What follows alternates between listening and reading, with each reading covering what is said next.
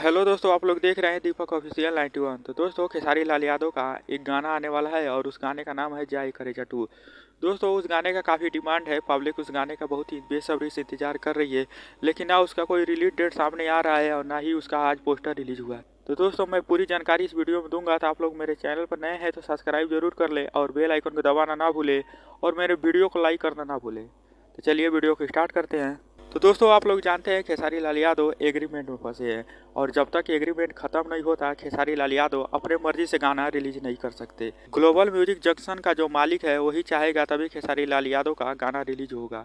खेसारी लाल यादव का एक ही गाना अभी बाकी नहीं है, बहुत सारे गाना है जो कि रिलीज करने हैं, लेकिन अभी तक कोई गाना रिलीज नहीं हुआ है। अभी खेसारी लाल यादव का होली का गाना भी आने वाला है। तो दोस्तों, जब तक ग्लोबल म्यूजिक जंक्शन का मालिक नहीं चाहेगा तब तक खेसारी लाल यादव का गाना नहीं रिलीज होगा। तो दोस्तों, खेसारी लाल यादव और ग्लोबल म्यूजिक जंक्शन के मालिक के बीच में कुछ बात होने वाली है। वो बात जैसे क्लियर होगी तो खेसारी लाल यादव का गाना जाए करेजा 2 रिलीज कर दिया जाएगा। तो दोस्तों, आप लोग इंतजार करें, खेसारी लाल यादव का गाना बहुत जल्द आने वाला है। तो आप लोग इंतजार करिए और कमेंट करना ना भूलें।